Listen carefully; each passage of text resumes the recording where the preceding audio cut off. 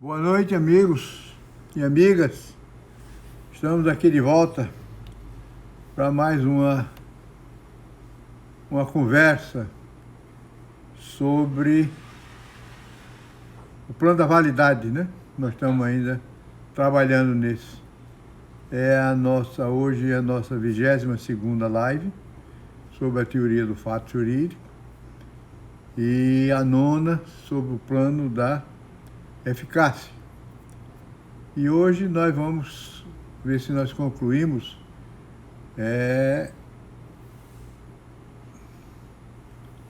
a parte referente aos direitos.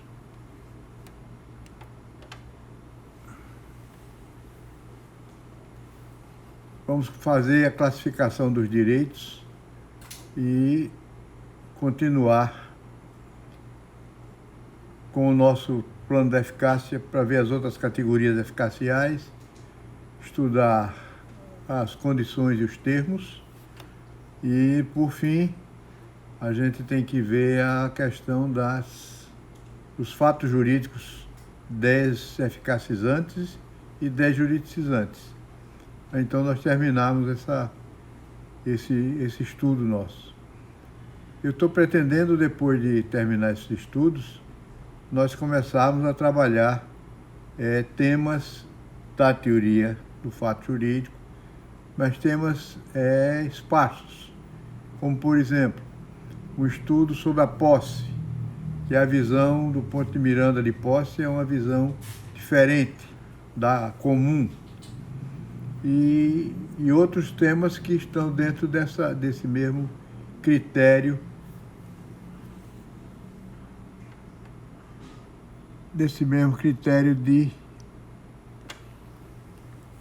da teoria geral do Pontes. É que eu preciso apagar aqui um negócio, vocês me perdoem 1 minuto, enquanto eu apago isso. Não sei como é que eu vou fazer. Vê se apaga esse negócio aí. Okay. Está refletindo lá nos meus óculos.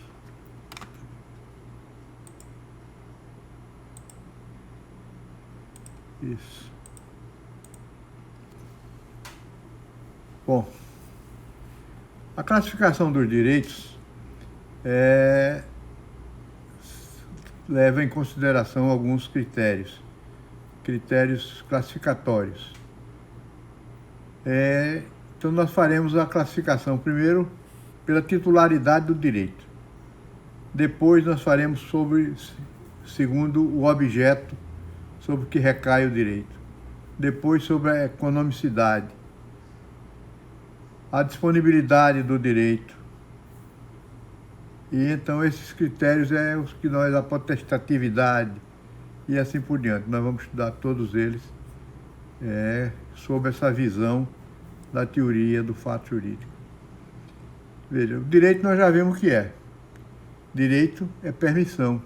Direito é autorização para que você exerça um poder ou uma faculdade. E o direito subjetivo é o direito mais importante que nós lidamos com ele. Então esse direito subjetivo que é o nó górdio da história, né? E a partir dele é que as outras coisas acontecem. Então o direito subjetivo, primeiro, ele é um modo de ser do direito. Ele não é uma categoria específica, que ela esgota tudo. Pelo contrário, ele é apenas uma parte, um modo de ser do direito. O direito é que é a categoria eficacial. E o direito subjetivo é uma espécie de direito. O direito subjetivo é aquele que tem uma titularidade própria, tem um sujeito que é titular desse direito. Há, inclusive, o princípio, que se considerava esse princípio como se fosse uma coisa absoluta, o princípio da individualidade dos direitos, segundo o qual não podia haver um direito que tivesse mais de um sujeito de direito. Então, quando o direito pertence a alguém, se refere a alguém, está ligado a alguém, e esse alguém que é o seu titular, nós temos um direito subjetivo.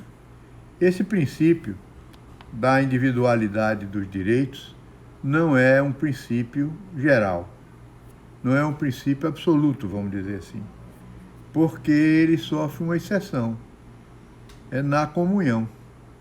Na comunhão pode haver sujeitos plurais daquele direito. O que é que significa sujeitos plurais? Mais de um sujeito que seja titular daquele direito, de maneira indivisível. E então ele é dono do direito, juntamente com o outro, com o mesmo conteúdo. Esse conteúdo não se parte, ele é indivisível, pertence aos dois comumente.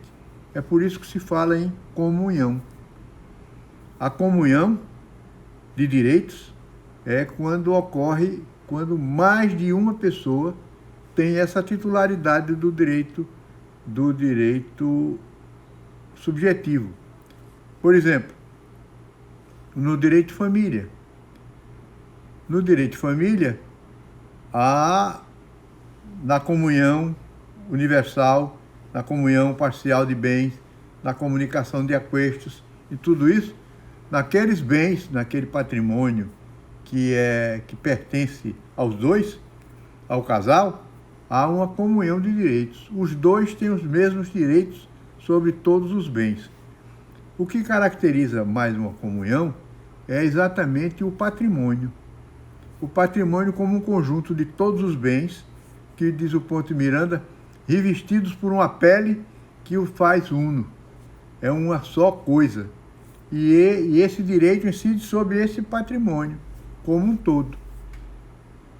Ou, parcialmente, sobre um patrimônio parcial, como na comunhão parcial de bens. Apenas aqueles bens que são partilháveis, que são comunicáveis, que se comunicam, é aqueles bens que vão fazer o patrimônio daquele casal. Os bens particulares não entram nessa categoria. Os bens particulares continuam individuais. E os bens que pertencem ao casal, esse fica revestido por essa pele que o Ponte Miranda diz. O Ponte faz essa imagem. O patrimônio é como um conjunto de bens fosse coberto por uma pele, que une todos num só bloco. E então, quando há isso, você tem comunhão. Por isso, por exemplo, numa sociedade, não há comunhão. Embora os direitos dos sócios sejam os mesmos, aqueles direitos não são partilhados, nem são tem a titularidade conjunta dos sócios. Cada sócio tem uma relação jurídica com a sociedade e não os sócios entre si. Nós, quando estudamos os negócios jurídicos plurilaterais, vimos que no contrato de sociedade, cada sócio tem uma relação jurídica própria, com direitos e deveres próprios de cada um, embora os direitos e deveres sejam partilhados, ou digamos assim, tenham o mesmo conteúdo de todos. Todos têm os mesmos direitos, mas cada um tem o seu direito. Não há essa confusão. Há direitos que é impossível se partilhar, de ter essa comunhão, como os direitos da personalidade. Mesmo no casamento, os direitos de personalidade, esses não se comunicam. Então não há essa comunhão de direitos nessas condições. Todos os direitos personalíssimos, a mesma coisa. Então essa comunhão só é possível quando há patrimônio. E a incidência dela é sobre o patrimônio. Se você tem uma comunhão simples, que é a do casamento, por exemplo, você tem um patrimônio pertencendo aos dois. Mas ela também pode ser unitária, como na composse, por exemplo, no condomínio pró-indiviso, indiviso, aquele que ainda não foi dividido, que todos têm direito sobre o todo. Mas no patrimônio, no condomínio pró-diviso, na posse pró-diviso, em que cada um já tem a seu pedaço, embora haja um condomínio, não há comunhão. Bem, a comunhão simples é aquela que não envolve não envolve o patrimônio. Mas a comunhão unitária envolve o patrimônio. É esse que tem a pele envolvente. É o patrimônio todo, e não o direito sobre uma coisa ou sobre outra. Um direito de propriedade pode pertencer a duas pessoas, mas o patrimônio todo, quando o patrimônio todo é que é atingido, é que se tem uma comunhão chamada unitária. Bom, a segunda categoria é o direito coletivo. O direito coletivo, na verdade, são direitos individuais que um grupo de pessoas tem esse direito. Veja, o Código de Defesa do Consumidor se arriscou a uma coisa, a definir o que seria direito coletivo, o que seria direito transindividual e direito individual homogêneo. A gente sabe, isso aí dizem, os romanos já diziam, e dizem que não foram os romanos que disseram, já foram depois, mas que atribuem tudo aos romanos, quando usam o latim, que omnia definitio periculosa est. Toda definição é perigosa. Quando o Teixeira de Freitas fez o projeto dele, ele se arriscou a definir cada instituto, quando ele dizia inovação, é isso assim, compensação, é isso assim, e assim por diante. E então o comendador Saraiva, que foi a única pessoa que na verdade discutiu com o Teixeira de Freitas a qualidade do projeto do Teixeira, ele reclamava, dizia, porque a lei não deve definir. Aí o Teixeira de Freitas respondeu a ele, mas aqui a doutrina não existe. E se a doutrina não existe, quem tem que definir isso é a lei. E ele usava a lei para definir, o Código Civil para definir os institutos do Código Civil. E o Código de Defesa do Consumidor fez isso. No artigo 81 do Código de Defesa do Consumidor, ele definiu o que era coletivo, o que era transindividual e o que era de individual homogêneo.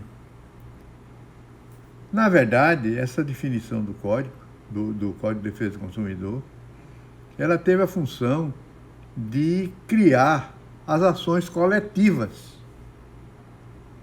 Em verdade, o direito coletivo, se a gente for analisar o direito coletivo, o direito coletivo é aquele que pertence a um grupo, a uma associação, a uma categoria ou coisa parecida, e que são indivisíveis, mas no fim diz que cada um pode também pleitear aquele direito, cada um do grupo pode pleitear aquele direito independente disso. O que existe mesmo é ações coletivas e ações que tratam de direitos individuais homogêneos.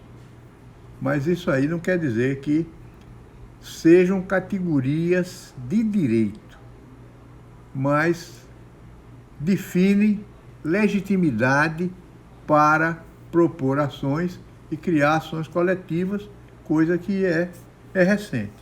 Agora, existe realmente o direito transindividual. Esse sim, que chamam de interesse difuso. Essa expressão interesse difuso foi importada da Itália, dos autores italianos que desenvolveram essa teoria. Mas interesse difuso é aquele que não pertence a ninguém, especificamente. Nem eu, nem você, nem ninguém tem. Mas aquela comunidade, aquele grupo social que, em razão do meio ambiente ou de outros fundamentos, ele tem direito a reivindicar alguma coisa grupalmente. Aí você diz, mas um problema que está me criando caso é no meio ambiente. Eu não posso entrar com uma ação? É possível, mas só se ela lhe afeta diretamente, porque aí você está sendo afetado por responsabilidade do poder público. É outra coisa. Não é o direito transindividual, é aquele que ultrapassa o indivíduo e vai alcançar o grupo onde aquele indivíduo está. E não é aquele indivíduo que tem o direito, mas aquele grupo que tem o direito. Tanto que quem entra nesse grupo, por exemplo, os moradores da Pajuçara, há um problema que gera uma violação ecológica que gere uma ação coletiva. Esse direito é um direito transindividual, não pertence a mim, pertence a qualquer morador da Pajuçara. Se ele sair, ele não mais parte do grupo, ele não tem direito àquilo. Só os que estão naquele grupo. Então, o direito individual, transindividual, para mim, é que é a verdadeira categoria e que ela se confronta com o direito individual. Mas as coletividades, o direito coletivo, por exemplo, os operários da fábrica tal. Então, eles provocam um dissídio coletivo para reivindicar alguma coisa. Os funcionários que deixaram de receber os salários dele, que reivindicam o seu salário conjuntamente. Criou-se a legitimidade para que sindicatos, associações e assim por diante o Ministério Público, possam reivindicar o direito de terceiros. Mas, na verdade, se qualquer um daqueles, um funcionário público que não recebeu o salário dele, tem uma ação coletiva, ele pode entrar com a ação dele individual. Não há nenhuma proibição, porque ele tem um direito subjetivo àquilo. Bem, a definição do Código de Defesa do Consumidor é assim. A defesa coletiva, veja bem, a defesa coletiva será exercida quando se tratar de interesses ou direitos difusos, assim entendidos para efeitos deste Código, os ligados por circunstâncias de fato. O que é isso? Fato não gera direito. Direito é gerado pelo fato jurídico.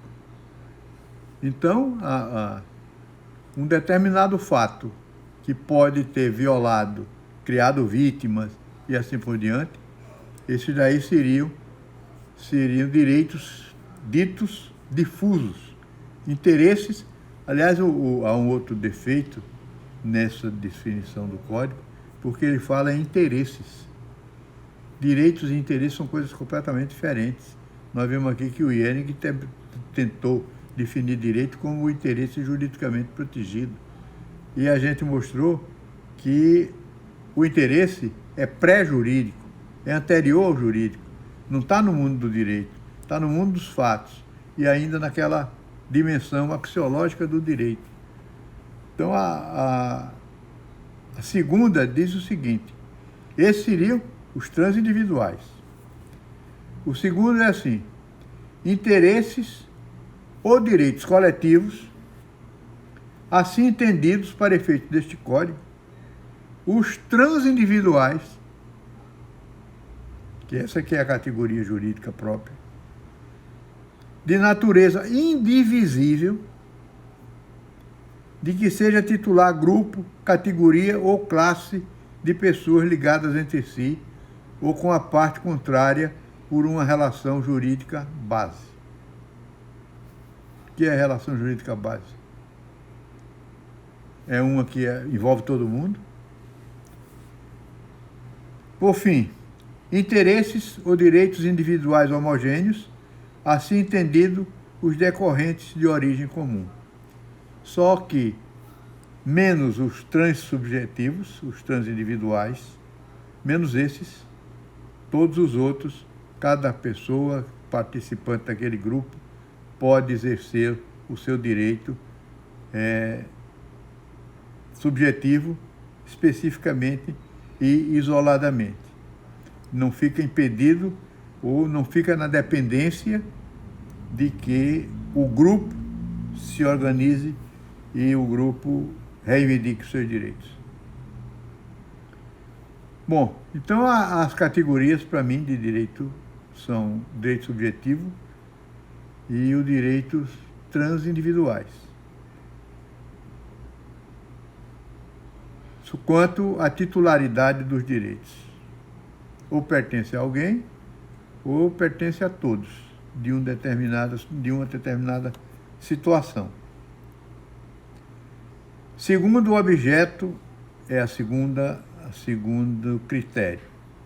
O objeto sobre o qual recaem os direitos. Em verdade, sobre que recai a relação jurídica, né? Porque, na verdade, o direito nasce dentro da relação jurídica, e a relação jurídica é que tem o objeto específico, embora o direito também tenha, como a obrigação também tenha, que é a prestação, mas que está relacionada àquele objetivo da relação jurídica, que são dois, os objetos, ou a promessa de prestação ou um bem. Considerando esses dois objetos, nós temos os direitos classificados em pessoais e direitos reais. Pessoais são aqueles direitos que recaem sob uma promessa de prestação. Eu já expliquei a vocês que o Ponte de Miranda ele se refere à promessa de ato humano. E muita doutrina se refere mesmo a ato humano. Acontece que, na verdade, o objeto é a prestação com que se cumpre a obrigação resultante do dever que é correlato do direito. Então, a prestação é que é o objeto. E essa prestação pessoal é uma promessa de prestação, porque não há obrigatoriedade no sentido de que você não tem como correr. Obrigatoriedade aí é obrigatoriedade absoluta, não é uma obrigatoriedade que eu posso quebrar, né? Não há possibilidade de que exista essa obrigatoriedade de alguém fazer alguma coisa, por causa do livre-arbítrio do ser humano. O ser humano é livre para decidir sobre aquilo que ele vai fazer ou não.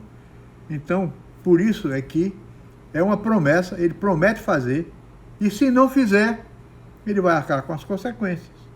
As consequências quais são? Perdas e danos, substituição por responsabilidade, pelo inadimplemento e assim por diante. A outra espécie, os direitos pessoais, em geral, são direitos relativos.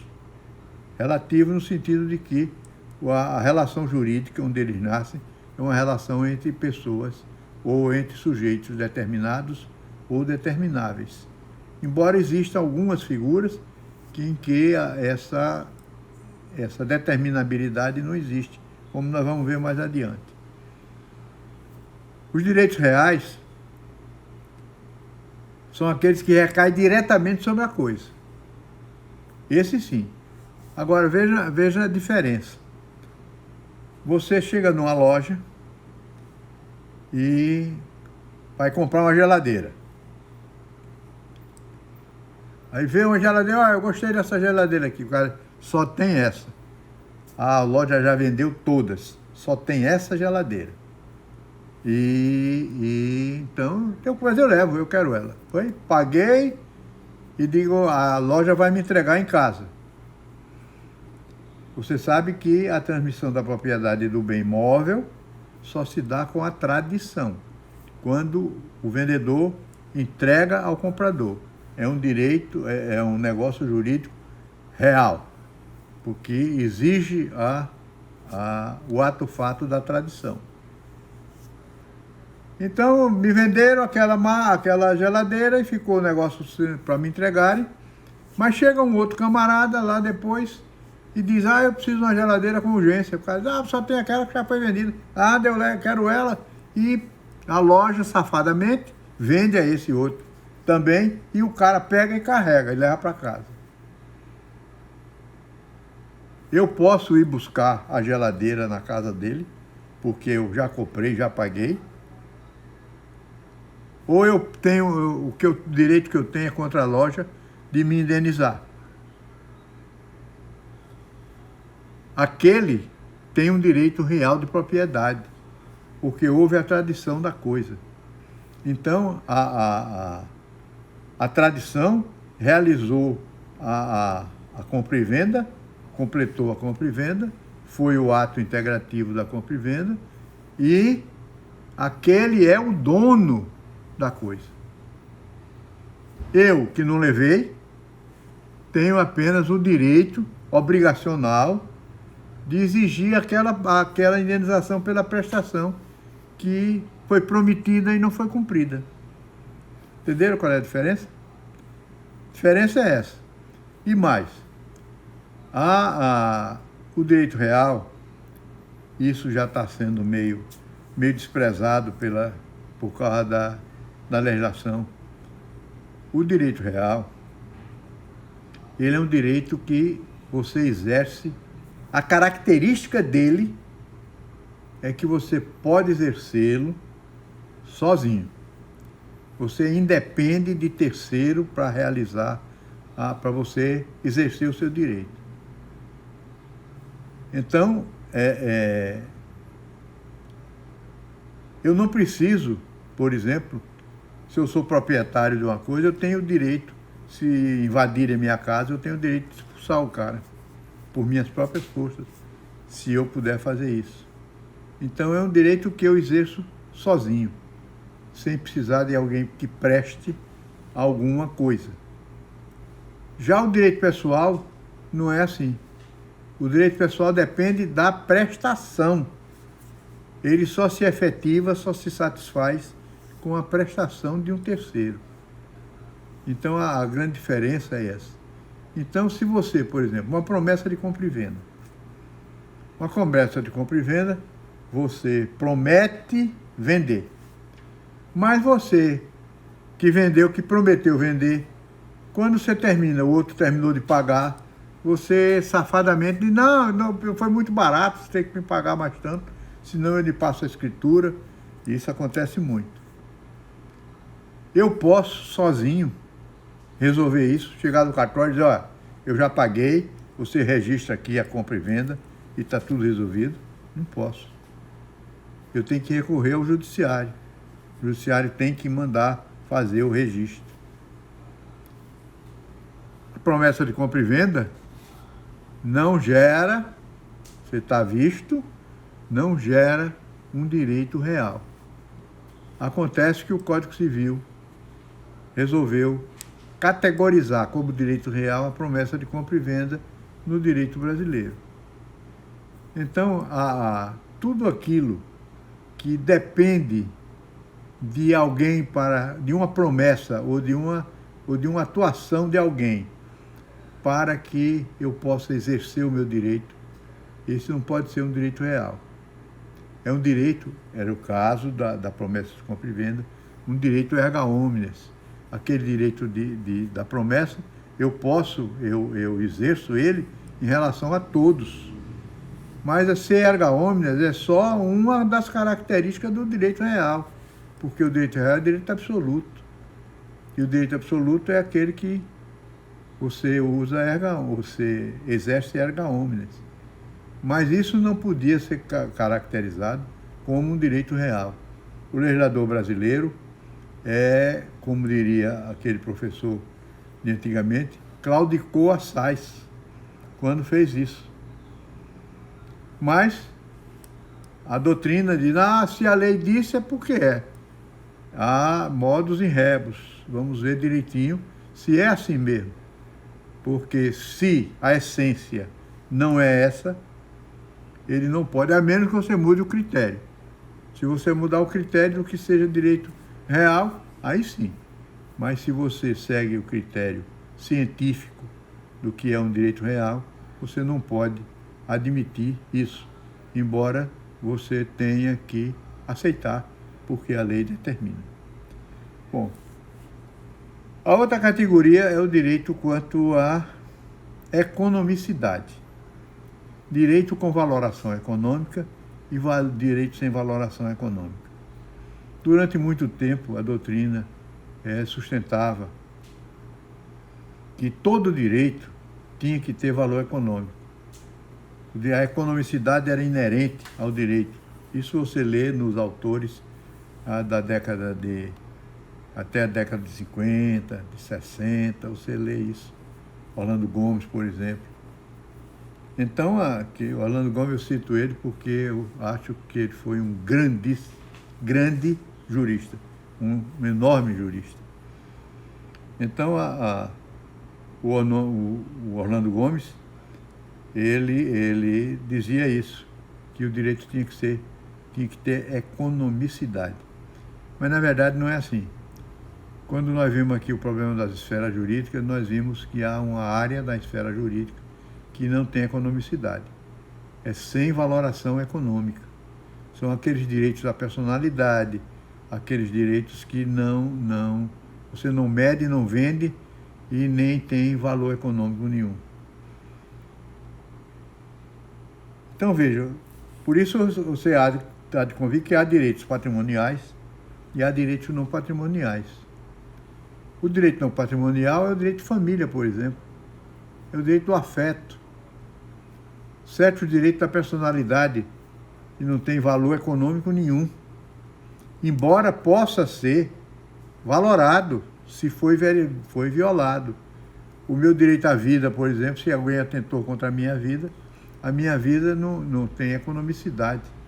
Mas se alguém atentou contra a minha vida e me feriu ou me matou, ele vai me indenizar pelos danos que me causou. Mas isso não quer dizer que o meu direito tenha economicidade. A violação deles, os danos esses têm economicidade. Então, os direitos patrimoniais são todos aqueles que têm uma valoração econômica. Por exemplo, os direitos reais de senhorio, a aquisição de bens, direitos reais limitados, direitos reais de garantia, direitos sobre bens imateriais, direito sobre propriedade imaterial, direito de autor, direito de crédito, direito hereditário. Todos esses são direitos que têm economicidade. Já os direitos extrapatrimoniais não têm economicidade. São os direitos de família e os direitos de personalidade, principalmente. Então, todo direito que não se mensura economicamente é um direito extrapatrimonial.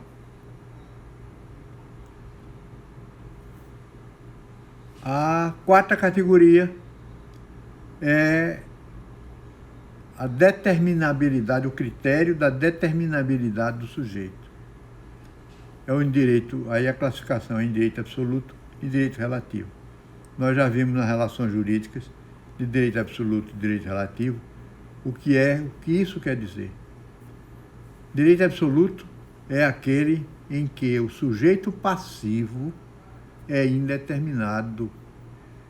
Indeterminado você não consegue determiná-lo especificamente. Esses direitos são aqueles que têm características de oponibilidade erga omnes. Todos têm a obrigação de respeitá-lo, não só A nem B. Nascem numa relação jurídica de direito absoluto, aquele em que o sujeito passivo é indeterminado, não é indeterminado, não é determinado ou determinável, nunca determinado. Como eu disse a vocês, essa categoria sofreu uma reação muito grande da doutrina alemã. Vocês sabem que o alemão é um povo muito lógico. A língua deles é lógica, tudo é muito bem orientado. E na lógica deles, você não podia reclamar de alguém que você não sabia se era seu devedor. Aí o devedor era todo mundo? E eu me referi aqui a um famoso jurista italiano, ou alemão, famosíssimo, então, o Thom, August Thom, em que ele renega essa categoria. E a crítica que ele faz, que eu já me referi, é aquela do pigmeu da África, que seria devedor dele no prédio que ele morava, na casa que ele morava em Berlim. Mas não é isso. O Planiol, eu já expliquei que o Planiol mostrou que esse sujeito indeterminado é qualquer um que entre em contato com sua esfera jurídica. Pode ser ele quem for. Pode ser um alemão, pode ser um francês, pode ser um inglês, pode ser um africano, pode ser um asiático. Não importa, pode ser um comunista, pode ser uma pessoa que não seja comunista. Comunista que eu quero dizer é no sentido de que acha que tudo é dele também, que ninguém tem direito à propriedade privada. Né? É nesse sentido. Então, esse Planiol mostrou que qualquer um que entre em contato com a minha esfera jurídica, ele é obrigado a respeitar a minha esfera jurídica. Seja ele quem for, seja o credo dele que ele tiver, político ou religioso, o que for, não interessa. Isso não quer dizer que o mundo inteiro, por isso é que se diz, são todos o Walter, que é tudo indeterminado, é qualquer um que entre em contato. Quando ele entra em contato, ele é obrigado a fazer isso. Por quê? Ele é sujeito passivo daquela relação jurídica.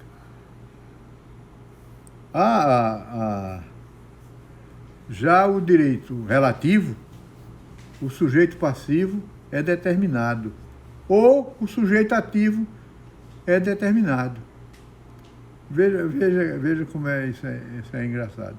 A gente sempre lidou com as relações jurídicas em que ou você não tinha o sujeito passivo, que era o Walter, ou, como no direito de propriedade, por exemplo, ou você não tinha, ou tinha o sujeito determinado. Era sempre assim. Mas no direito brasileiro, a Constituição de 88 criou situações em que o Estado é o sujeito passivo. Então o sujeito passivo é determinado. E o sujeito ativo é o todo.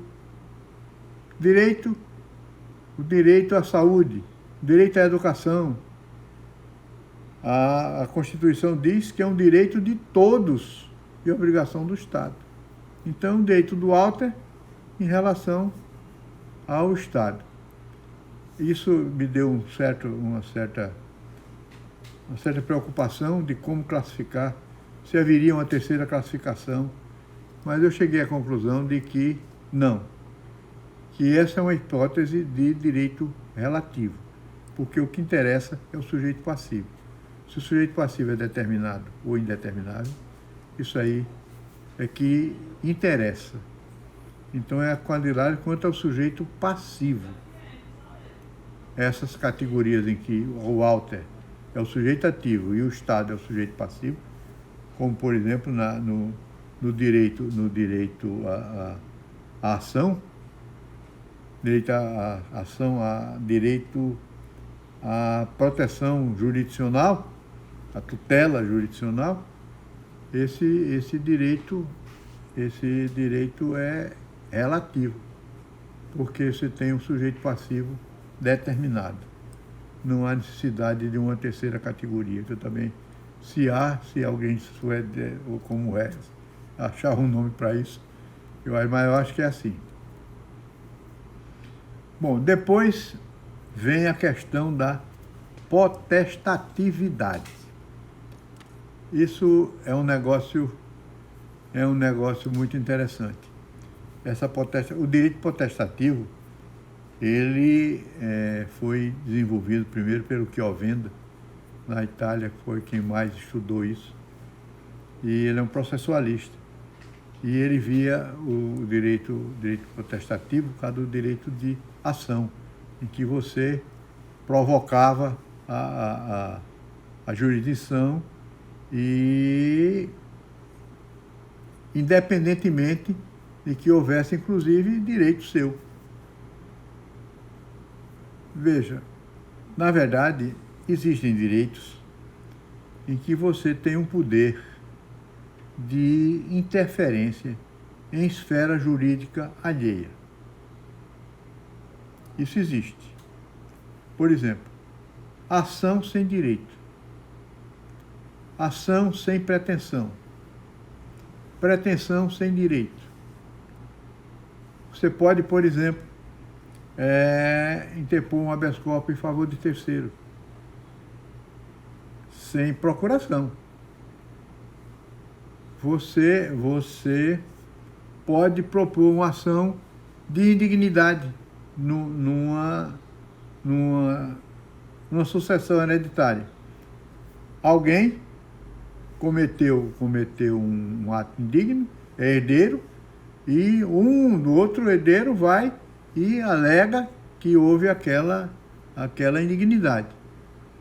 Mesmo que ele não se beneficie com a decisão da indignidade, mesmo assim, ele tem esse direito de ingressar em juízo. É um caso de ação sem direito, como é o caso da ação popular, né? Veja,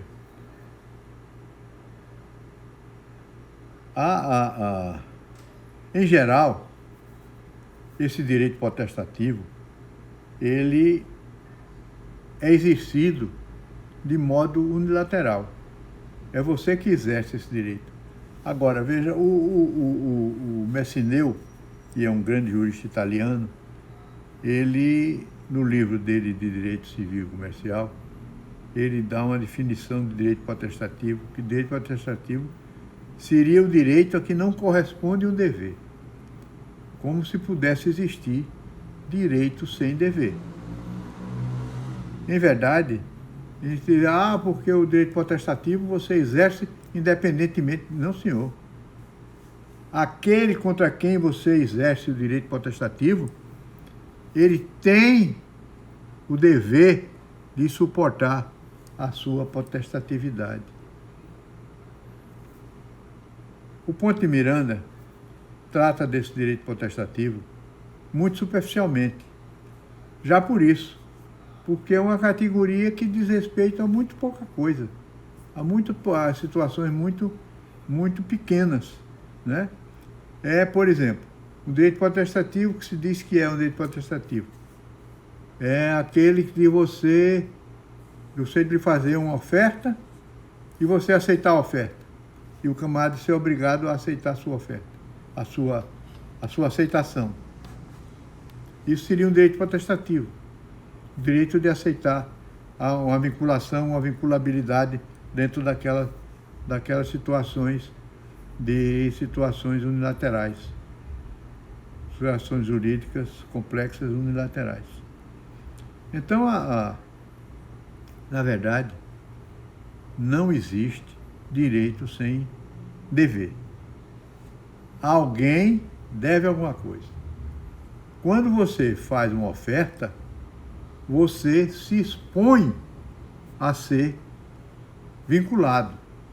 Você está em vinculabilidade se não houver direito de revogação. E está vinculado se houver direito de revogação.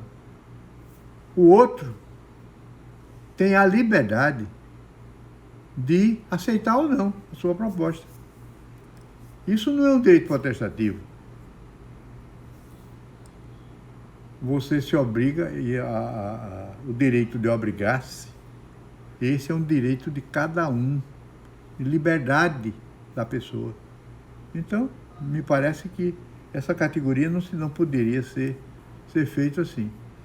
Mas o Ponte Miranda, ele chama de direito, ele fala na categoria direito formativo. Direito formativo é aquele que cria, extingue ou modifica uma situação por ato seu unilateral. Então, haveria 3 espécies de direitos formativos. Primeiro, direito formativo gerador ou direito gerativo constitutivo. Essa espécie, exemplos, a apropriação de um bem. Você sabe que a apropriação é um modo de adquirir a propriedade. Se você encontra um bem abandonado, não perdido, abandonado, você se apropria daquele bem e ganha a sua titularidade. Você passa a ser o dono daquele bem. Esse poder de aceitar ou recusar a oferta. Então, esses são direitos formativos, porque eles formam a relação jurídica. Geradores, porque esse gera a relação jurídica. Quando eu me aproprio, eu gero uma relação jurídica de direito real com toda a comunidade. Eu sou o dono, e é o meu direito de propriedade. Se eu aceito a oferta, eu crio uma relação jurídica que ali só tinha uma situação jurídica unilateral. A segunda espécie é o modificativo. É aquele que você modifica a relação jurídica. Por exemplo, nas obrigações alternativas, eu posso escolher A ou B. E então, quando eu faço a escolha, eu modifico a relação jurídica porque eu a torno definitiva. Já não é mais uma relação jurídica optativa, em que haja a escolha. Quando eu notifico alguém para constituir em mora, crio uma nova situação jurídica. Então, essa modifica a relação jurídica que já existia. E o terceiro é o instintivo. É o direito formativo instintivo. Por exemplo, aquele que quando você exerce, extingue alguma coisa, a obrigação ou a relação jurídica. O meu direito de alegar compensação. Eu devo uma coisa e o outro me deve a mesma outra coisa diferente, então eu alego a compensação, que sou credor e ele também, e então nós compensamos a dívida. De pedir divórcio, de abandonar um bem, de renunciar, de perdoar. Então, tudo isso são situações em que extingue-se a relação jurídica em função do exercício desse meu direito. E uma segunda categoria, porque essa daí não é nem gerador, é uma terceira categoria, é o direito formativo dependente. É aquele que depende de outro direito. Eu tenho esse direito, pode ser ele formador, porque eu vou modificar uma relação jurídica. mas ele depende que eu tenha uma titularidade de outro direito. É aquele direito íncito que eu falo, que o Ponte Miranda chama dele de direito formativo dependente. O direito que eu tenho, por exemplo, de cortar as raízes da árvore do vizinho que avança no meu terreno, de cortar as galhas que avançam no meu terreno. Isso é um direito formativo dependente. Eu só posso exercê-lo se eu for titular daquele direito. É aquilo que eu chamo de direito íncito no dever e o dever íncito no direito.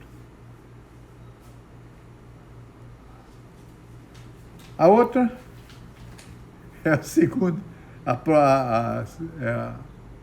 segundo a aquisição. Eu vou andar mais rápido, faltam 10 minutos.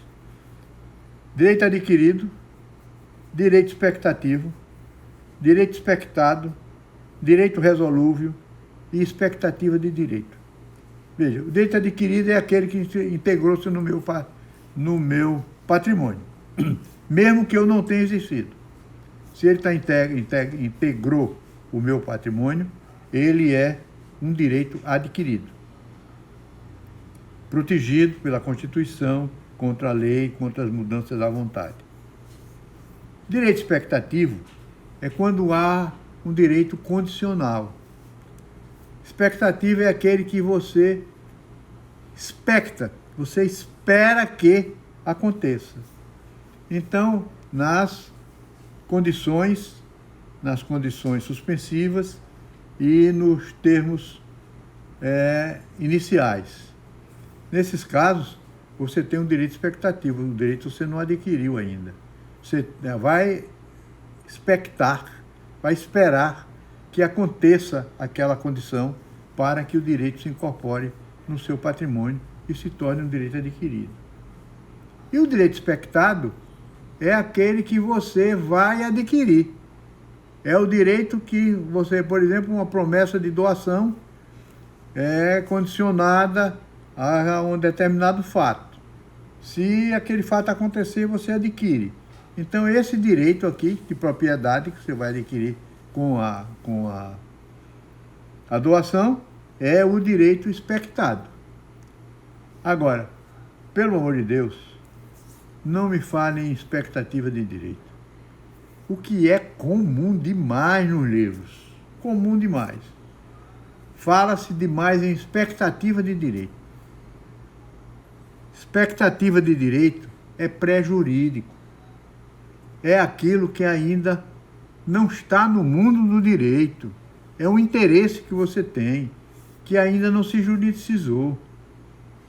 Expectativa de direito não é categoria jurídica, é categoria fática. Então, quando você diz, por exemplo, o camarada que está na posse do bem e vai passando os anos, vai chegando perto do usucapião, ele tem expectativa de direito pelo usucapião. Expectativa de direito não é categoria jurídica. Expectativa jurídica é categoria fática. Então, não se usa isso quando se trata de condição, quando se trata de termo, ou quando se trata de suporte fático de formação sucessiva, quando ele vai se desenvolvendo no tempo para então se formar. Aquele direito é um direito expectado. Se você tem 20 anos, 25 ou 10 anos, 8 anos, 9 anos e está caminhando para usucapião, você tem um direito expectado. Mas não por condição nem termo. É apenas por definição legal. Então, aqui tem uma pergunta assim: os direitos potestativos e os direitos formativos são categorias coextensivas, isto é, são termos sinônimos?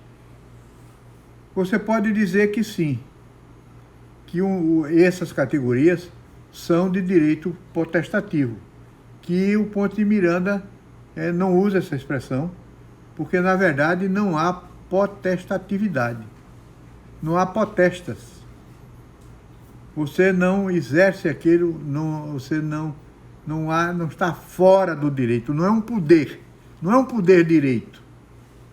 É um direito. Portanto, ele ou forma, ou extingue, ou modifica. Por isso ele chama de direito formativo. Mas, ele, inclusive, quando trata disso no tratado, ele trata conjuntamente. Ele fala do direito potestativo, os poderes de direito, essa coisa toda, e então, daí ele sai e mostra que o direito formativo, esse é que é. Seria uma categoria de direito potestativo, só que direito potestativo a gente não tem um exemplo que seja próprio desse direito. Na forma que queria o Messineu, que queria o que o venda, né? Depois, segundo a disponibilidade. Vamos fechar isso. Direito disponível e direito indisponível. Essa indisponibilidade, ela pode ser legal.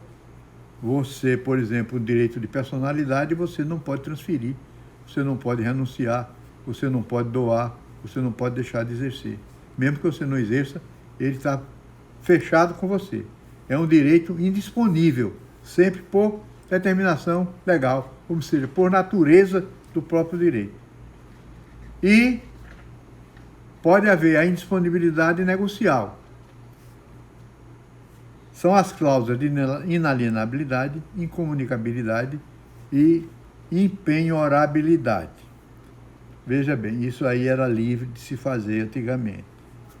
O Código passado permitia que o pai, em testamento, por exemplo, ou quando doava um bem, ele estabelecesse essas cláusulas. Sem precisar explicar o porquê. Então era muito comum um pai que queria que o filho era meio estróina, ele não dizia que o filho era estróina, mas aí estabelecia que ele não podia vender, nem hipotecar, nem comunicar aquele bem não se comunicaria. O filho ia casar com uma pessoa que ele achava que estava caçando dote. Então, ele estabelecia uma cláusula de incomunicabilidade dos bens. Isso hoje não é mais possível assim. O Código Civil, ele no artigo 1848, ele estabeleceu que é preciso que haja justa causa. Outro dia, um cliente me perguntou, mas se eu colocar essa cláusula, e o que é que vai acontecer? Eu digo, a pessoa que você vai colocar a cláusula contra ela, ela vai poder discutir isso e derrubar a sua cláusula. Ele aí me disse assim, mas e se ele não souber? Aí o problema não é meu. E há a questão do código anterior que permitia e que hoje não permite mais.